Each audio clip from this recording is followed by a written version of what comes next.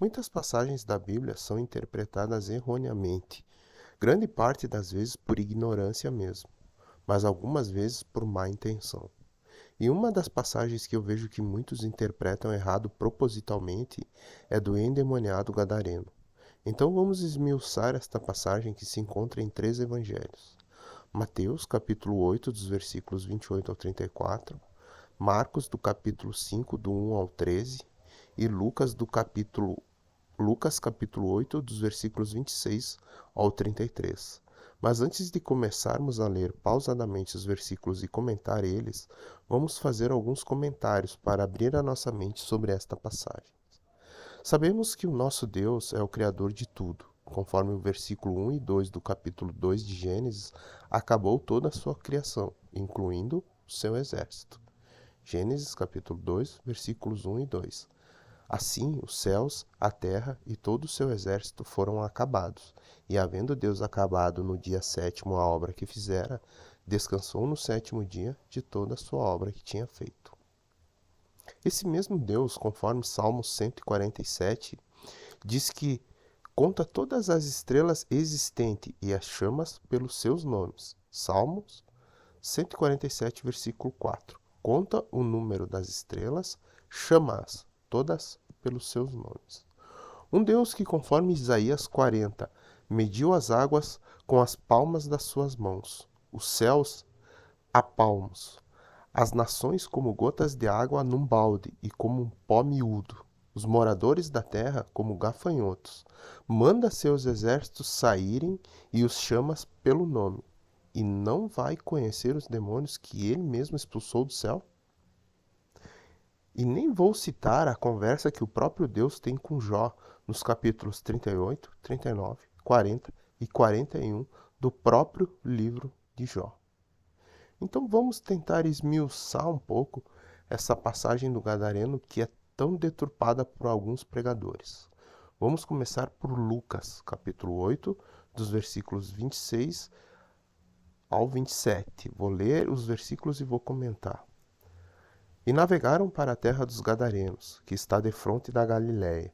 E quando desceu para a terra, saiu-lhe ao encontro, vindo da cidade, um homem que desde muito tempo estava possesso de demônios, e não andava vestido, nem habitava em qualquer casa, mas nos sepulcros.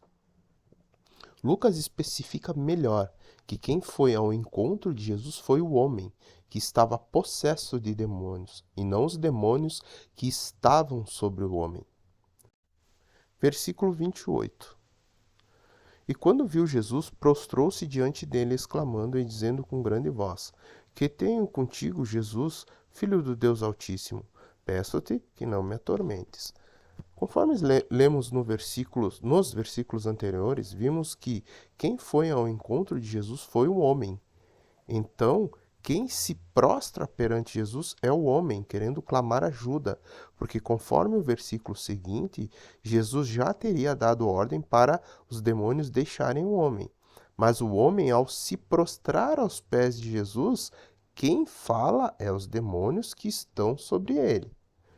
Lucas, versículo 29 agora.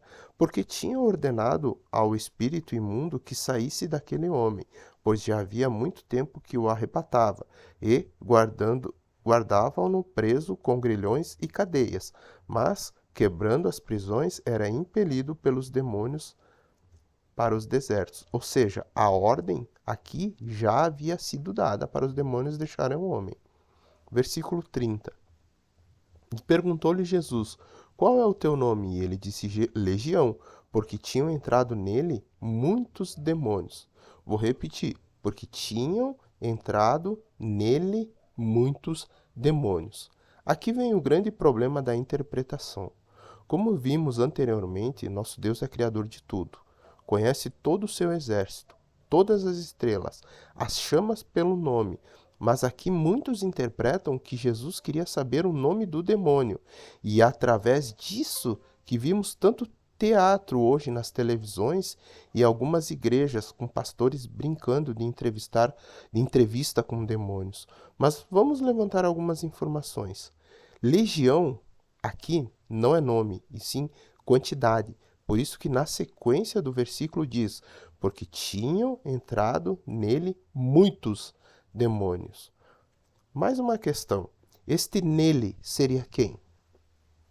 O homem querendo mostrar para Jesus que eram vários demônios ou o próprio demônio falando o seu nome?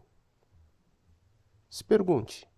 Muitos acreditam que é o próprio demônio falando o seu nome. Pois bem, então podemos concluir que os demônios entraram no próprio demônio, porque Lucas é claro quando diz, porque tinham entrado nele muitos demônios. Como sabemos que isso não acontece, então este nele é o próprio homem mostrando para Jesus que ele estava com vários demônios. Talvez você se pergunte, mas então por que Jesus pediria o nome do homem? Minha intenção nesse vídeo não é responder todas as suas dúvidas, e sim questionar você sobre o que é ensinado sobre esta passagem e fazer com que você abra as Escrituras Sagradas e medite nelas, para parar de escutar esses pregadores. Leia e medite na Bíblia e dê ouvidos ao próprio Espírito Santo, deixe que ele te revele as Escrituras. Mas mesmo assim, vou tentar responder essa sua dúvida, fazendo você se questionar mais ainda. Quando Jesus chega para um paralítico, por que ele pergunta: o que queres que eu te faça? Será que não é óbvio qual o desejo do paralítico? Assim Jesus fazia com qualquer enfermo. Mas por quê? Vamos seguir, versículos do 31 ao 33. E rogavam-lhes que os não mandasse para o abismo. E andava ali pastando um monte de uma vara de muitos porcos, e rogavam-lhe que lhes concedesse a entrar neles, e concedeu-lhe. E tendo saído os demônios do homem, entraram nos porcos, e a manada precipitou-se em um despenhadeiro no lago, e afogou-se. Nesse momento são os demônios que rogam ao Jesus.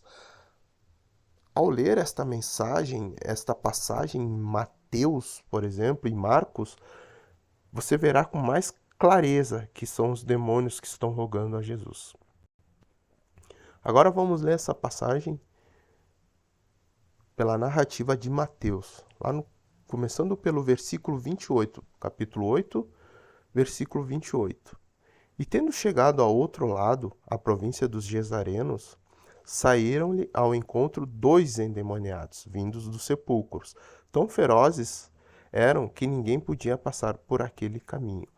Endemoniados, e não os demônios. Ou seja, quem saiu ao encontro de Jesus era quem estava possuído, e não quem possuía, ou seja, os demônios. Versículo 29. Eis que clamavam, dizendo: que temos nós contigo, Jesus, Filho de Deus? Vieste aqui atormentar-nos antes do tempo? Aqui fica claro que são os demônios falando com Jesus, conforme comentamos anteriormente nesta mesma passagem em Lucas. Versículos 30 ao 34. E andava pastando diante deles uma manada de muitos porcos, e os demônios rogavam-lhe, dizendo: se nos expulsa, permita-nos que entremos naquela manada de porcos. E ele lhe disse: ide. E saindo eles, introduziram na manada de porcos, e eis que toda aquela manada de porcos se precipitou no mar por um despenhadeiro e morreram nas águas. Os porqueiros fugiram e, chegando à cidade, divulgaram tudo o que acontecera aos endemoniados. E eis que aquela cidade saiu ao encontro de Jesus, e vendo-o, rogavam-lhe que se retirasse dos seus termos. Mesmo já tendo sido libertos, as pessoas continuaram a chamar os endemoniados, ou seja, continuaram a chamar aqueles 2 homens de endemoniados, assim como Mateus começa a narrativa desta passagem, mostrando que quem foi ao encontro de Jesus foi os endemoniados e não os demônios. Agora vamos ler essa mesma passagem pela narrativa de Marcos, começando pelos versículos 1 e 2. E chegando ao outro lado do mar, a província dos Gadarenos, saindo ele do barco, saindo Jesus, lhe saiu logo ao seu encontro dos sepulcros um homem com espírito imundo. A mesma ênfase que Lucas e Mateus dão, Marcos também dá, ao falar que quem foi ao encontro de Jesus foi um homem que estava possuído de um espírito imundo, e não o espírito imundo que foi ao encontro de Jesus. Versículo 13, 4. O qual tinha a sua morada nos sepulcros, e nem ainda com cadeias o podia alguém prender, porque tendo sido muitas vezes preso com grilhões e cadeias, as cadeias foram por eles feitas em pedaços, e os grilhões em migalhas, e ninguém podia amansar. Isso mostra que às vezes o homem ficava lúcido, porque as pessoas conseguiam prender ele com grilhões, mas quando ele voltava a ficar possesso, os demônios que quebravam esses grilhões. Versículos 5 e 6. E andava sempre de dia e de noite, clamando pelos montes e pelos sepulcros, e ferindo-se com pedras. E quando viu Jesus ao longe, correu e o adorou. Demônios adorando Jesus? Óbvio que não. Quem o adorou foi o homem que estava possesso dos demônios. Versículos 7 e 8. Clamando com grande voz, disse: Que tenho eu contigo, Jesus, filho do Deus Altíssimo? Conjuro-te por Deus que não me atormentes, porque ele dizia: Sai deste homem, espírito imundo. Aqui mostra que os demônios estavam sendo atormentados pela presença de Jesus e não adorando conforme o versículo anterior. Ou seja, quem estava adorando antes era o homem. Aqui os demônios estão clamando por Jesus. O significado da palavra conjuro-te, exclamavam em alta voz, diziam em alta voz, dependendo da tradução, originalmente tem o sentido de implorar desesperadamente. Então, se os demônios estavam implorando desesperadamente, não eram ele que estavam adorando. Versículo 9. E perguntou-lhe: Qual é o teu nome? E respondeu, dizendo: Legião é o meu nome, porque somos muitos. A pergunta não é para os demônios, e sim para o homem, ou os homens, conforme a narrativa de Mateus, que fala que havia 2 endemoniados. Conforme o versículo 6, vimos que quem correu e adorou foi o homem, e não os demônios, que clamavam no versículo seguinte para Jesus não os atormentarem. Legião não é nome, e sim quantidade. Isto é, apenas afirmando que havia mais de um demônio nele. Ou seja, é o homem tentando mostrar para Jesus que havia vários demônios nele. Versículos 10 ao 13. E rogava-lhe muito que não enviasse para fora daquela província. E andava ali pastando ali no monte uma grande manada de porcos. E todos aqueles demônios lhe rogavam, dizendo: Manda-nos para aqueles porcos, para que entremos neles.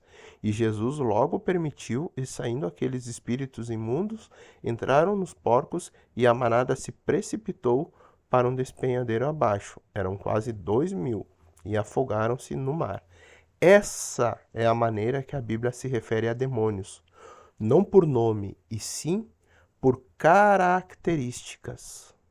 Meditem nas Escrituras, meus irmãos, e parem de acreditar em qualquer doutrina errada. Deus abençoe.